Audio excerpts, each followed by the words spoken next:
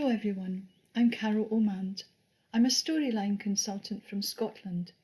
Thank you for this wonderful opportunity to share some thoughts with you today. In this presentation, I'll discuss what impact storyline has had on me and some of the exciting and creative projects I've been involved in to develop opportunities for children and young people to learn about and contribute to sustainability in its widest sense. Finding ways to help them understand and build their resilience, and to encourage them to always have hope in their hearts for now and their future. In this photograph, you'll all recognise Steve Bell. He's dressed as the Baron in our storyline called The Magic Key. What has always been important to me is a sense of wonder and engagement in these young faces. Here are some of the other things that are important for me in storyline. Creating a safe and supportive environment where children love to learn, so it's vibrant, exciting, a place where you want to teach and learn. Encouraging working together, listening patiently to each other, giving positive, constructive feedback. Respecting and giving opportunities for the learners' voices to be heard and, importantly, acted on, and where there's mutual respect for everyone. Where learners are curious, creative and imaginative and are encouraged to think out of the box. Children are involved in experiential learning where there are exciting activities for them to problem solve and use higher order thinking skills. Where they make characters to discuss and talk about different cultures, beliefs, current situations and deal with diversity. And throughout the storyline, there are opportunities for learners to achieve successes in as many different ways as possible. Learners are encouraged to have a can-do attitude and determination to succeed. When I talk about sustainability, I'm talking about storyline's ability to teach about sustainability futures, but I'm also talking about the storyline itself being a sustainable approach. In the next few slides, I'll show you that. Right from the outset, it involves very young learners and immediately begins to foster a positive partnership because it asks them what they already know. It nurtures the whole child because it encourages them to speak about the things that are important to them and what they think. Storyline facilitates interactions with children so easily and naturally and recognises the importance of getting to know the whole child. Storyline is an approach where learners use all 5 senses, as well as social and emotional intelligence, so that holistic education in its widest sense takes place. It is a sustainable approach where children are included at every stage of the learning and teaching. They contribute, they offer ideas, they create wonderful learning environments for themselves and others to enjoy learning. And they are catalysts of change and sustainability. The storyline strengths, the works of Vygotsky, Brunner, Verstein have all influenced the person-centred approach of storyline.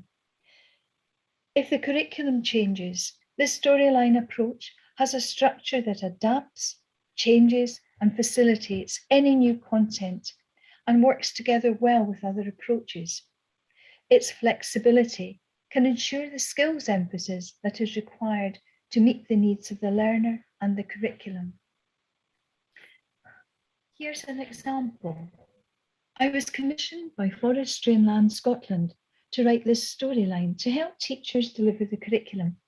Sometimes there are fantastic resources available, but teachers are so busy they don't have time to adapt them to make them into accessible teaching resources. I've included a direct link at the foot of this so that you can follow this wonderful resource. And I saw this storyline as an opportunity to bring cross-curricular learning into a subject-based curriculum, and at the same time focus on how ecosystems change through time, and address global goals for sustainability. I'm now going to show you a couple of storylines that provide opportunities for learners to become engaged with sustainability and the role that they and others can play. And the first one is about recreating the wildwoods of Scotland. Trees for Life designed a project in the Highlands of Scotland where I worked with Sally Harkness and Joyce Gilbert to write a storyline that involved local children taking a closer look at the impact rewilding could have on their local environment. The children looked at the relocation of the native red squirrels into habitats that had been destroyed by forestry, as well as growing more trees. There was even a discussion about reintroducing the wolves. Learners are having to confront real-life challenges in their local environment. As you can imagine, the children had very mixed views about whether wolves should be introduced. So the children themselves organised a debate. Some children live on farms and gave opinions from their perspective.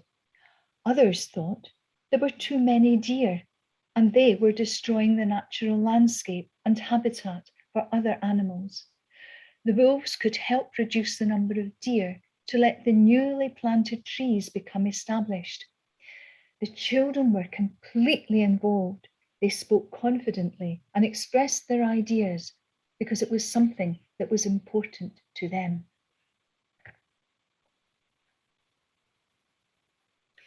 In recognising the value from learning from the outdoors, Scottish education has now included outdoor learning in the curriculum as something that every learner should have access to.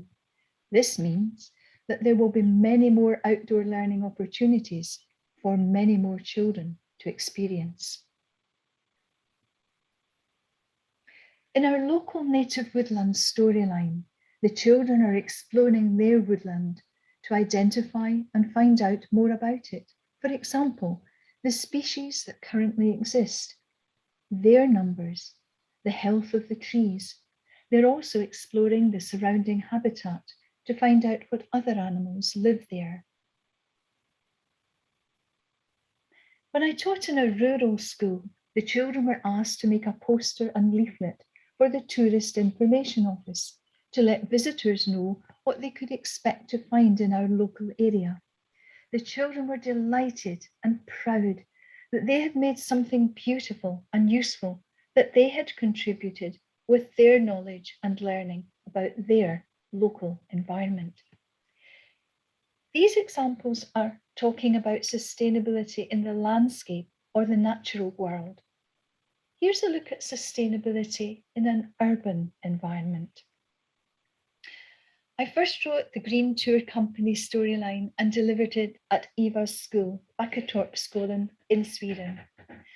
I then delivered a slightly different version of it in January this year to a school in Liverpool in the north of England, where the storyline was adapted and tailored to the different surroundings, background, experiences in a predominantly deprived catchment area. It's a very flexible storyline and involved the learners in exploring their local area and town. And they make tours to make different needs of the families who visit there. See here with their biographies. The emphasis is on sustainable tourism. This is another example of the power of storyline, providing meaningful and purposeful context for learning. The learners had a purpose to make tours because they'd had requests from these families who wanted to visit there. The tours had to be designed for specific needs and interests. In designing the tours, they had to bear in mind the emphasis was on sustainable tourism. So they had to research in detail the different sustainable forms of transport that were available. As well as promoting sustainability, the storyline approach also embodies resilience. After the last 2 years, there's now a much greater urgency to build resilience for children, young people, and indeed for everyone. When I read this quote, I asked myself, what responses, changes would I have to make? For example, how does this affect what I'm currently doing? And how am I responding? So here's what I'm doing. I'm now building resilience and hope into every storyline I write. In my workshops, I present an optimistic and hopeful way ahead for teachers and learners. I'm currently working with Leanne Stewart and Charlotte Bennett, two very enthusiastic, creative, and extremely talented colleagues, on a storyline project to present storyline workshops online to teachers from 14 schools, both primary and secondary, for 5 education councils in Scotland. A couple of weeks ago, I was in a Teams breakout room talking to the group of teachers, and one of them is a primary 2 class of 7-year-olds, and they are studying the Vikings. This is a very common topic, but her approach is quite different. She is focusing on the theme of resilience, and through her questions of how it must have felt for the Vikings to go on long sea voyages where they're in cramped conditions, can't visit friends and families, facing hardships and an uncertain future, she was able to relate to the children's experiences of the past 2 years. You can see here the storyline helps the children make comparisons with the conditions they have had to face during COVID and in particular lockdown, and the resilience that they have shown. It shows the real skill, creativity and imagination of the teacher to make this a meaningful and purposeful context for the children's learning. They're able to talk and discuss from their own experience, express their feelings, and appreciate the resilience they have shown. It's a great start for these young children as they go on to face other life challenges, and they are already developing the skills they will need on their journey. So after having had this conversation with the teacher of the 7-year-olds, I asked myself, what are the skills and qualities associated with resilience? And this is what I've come up with. Building confidence where learners can voice their opinion in an informed and confident manner. Taking small steps and an encouraging can-do attitude. Using the flexibility that the storyline gives us to meet learners' needs. Activities and situations to give opportunities for learners to take on individual and collective responsibility in a way that fosters mutual respect. Not ever giving up, building determination, being able to express ideas and being a team player. And it's not just the involvement in problem-solving tasks, but being able to explain solutions that show knowledge and understanding. If someone is resilient, they know what they are capable of. And it occurred to me, but it really came as no surprise, how closely these ideas fitted with the storyline approach. This is what I said earlier. Look how closely they match. The figure on the left represents the things that I find important about storyline, the strengths of the storyline approach. So can we teach resilience? Yes, we can. These young learners are taking on the task of making a model from recycled materials. Because the storyline approach is based around a sequence of episodes, changing events, difficult challenges, and we work with learners to map a route through these, and on the way there is sharing of knowledge and expertise, teamwork, to tackle real life problems. The storyline approach teaches, rehearses, and embeds the skills that learners will need in later life to survive, thrive, and flourish.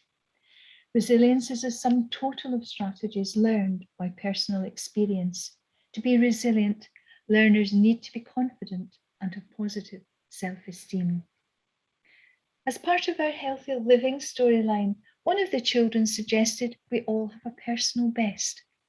and that we celebrate children's achievements at a golden assembly.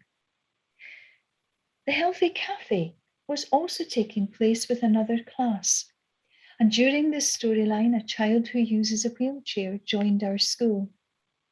The children asked their teacher sensitive questions about how the new child could safely gain access to the cafe.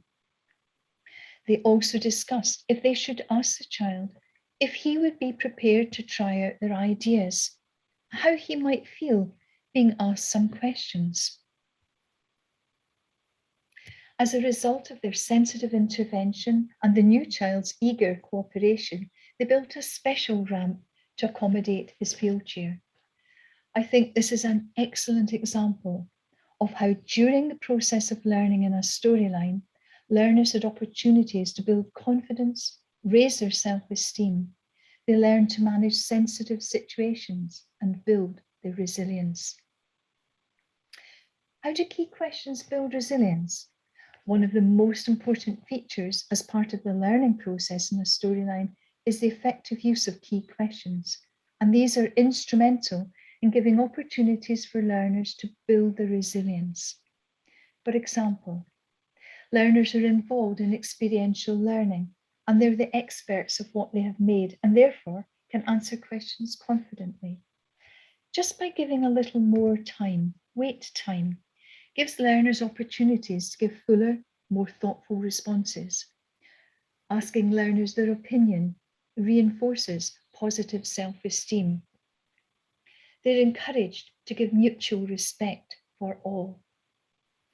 Teaching learners and scaffolding how to give positive, constructive feedback gives them a framework.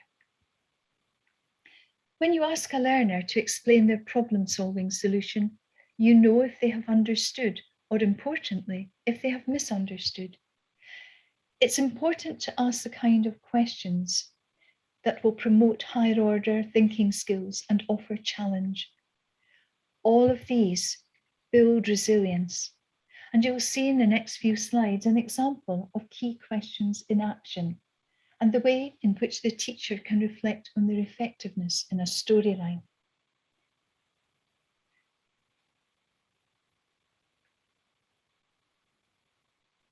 The context is a problem-solving activity. The children are learning about electricity and incorporating their skills in a working model.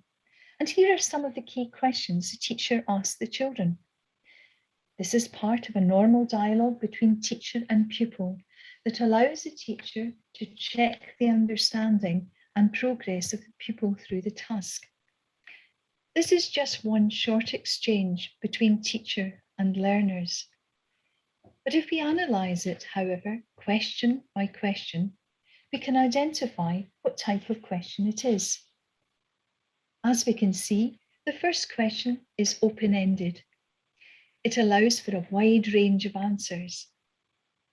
Then by simply asking why, the teacher is extending thinking by asking the learner for further details. The teacher then gives the learner an opportunity to expand an idea by asking them to talk about any problems they had. And getting the learner to say how they solved the problems introduces analytical thinking and the ability to reflect on what they have done. You can see these last two questions demand higher order thinking skills. When I was writing my book on questioning, I identified 16 types of question. And you can see here how even in this short exchange, the teacher is using a variety of questions. If the teacher then transfers this information to a chart like this, for example, they can begin to see at a glance the spread of questions. This shows an analysis of just 5 key question types. When a teacher has audited and is reflecting on the key questions used in the whole storyline, the chart might now look something like this. The teacher can see if a particular question type is over or underrepresented or missing entirely. This chart has the question types organised in loose hierarchy. As you can see, the column on the left, the questions at the bottom demanding higher order thinking skills.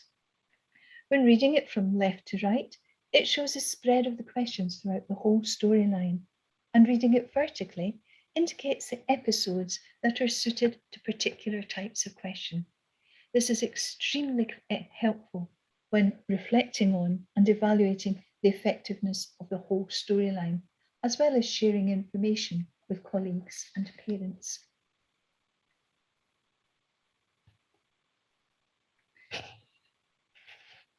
Much of what I've been talking about has involved learners and teachers. Having recently delivered Storyline to student teachers and lecturers at Stirling University, I realise how important it is to include storyline approach and sustainability in core initial teacher education courses. And this is echoed by Beth Christie, Senior Lecturer for Sustainability and Outdoor Learning at Edinburgh University. And she states we must build capacity for new teachers in education or sustainable development. And this reinforces the importance of the need to be part of this for every initial teacher education course. And included in the recommended reading list should be this recently published Storyline anthology, which focuses on the pedagogical approach of storyline. Paul Taylor McCartney is a creative writer as well as a teacher of English of drama, and he is fully aware of the transformative power of stories. He works as a senior lecturer in teacher education, but confessed he was largely ignorant of the Scottish storyline approach, and now feels that many of the case studies could be incorporated into the PGCE programmes. The anthology and now this Erasmus Plus project are providing evidence of the effectiveness of the storyline pedagogy.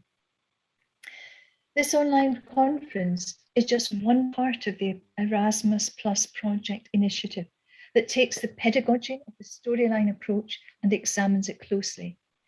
The research findings will be of great interest to everyone.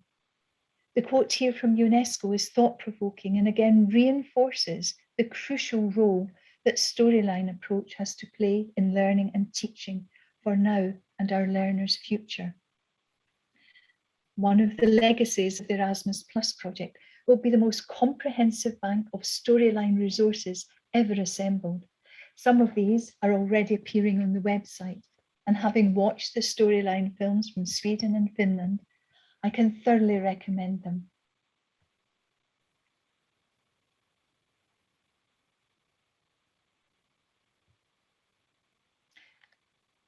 So what you've seen today is how the storyline approach, because of its flexible structure and adaptability, can be used as a vehicle for teaching about sustainability and resilience. And that gives me hope.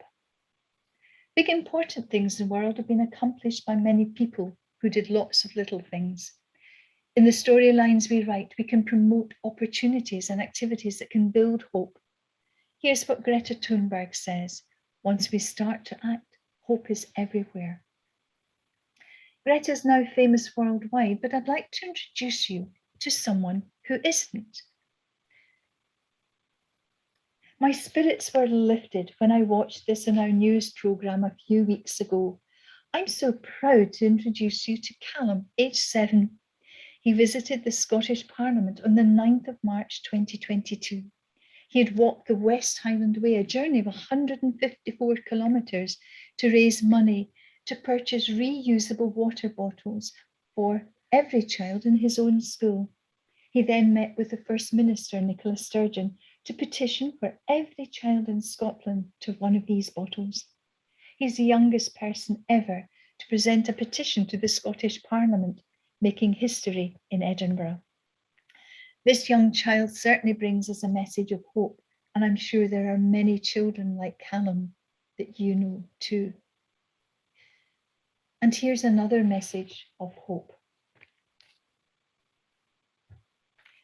There is always light, if only we are brave enough to see it, if only we're brave enough to be it.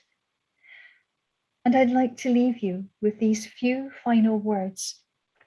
Storyline is a sustainable approach that sustains us. It's a resilient approach, and it makes us resilient, and it gives us hope for the future. I'd like you to keep in touch, and here's how you can do that. Thank you for listening, and I wish you well on your storyline journey.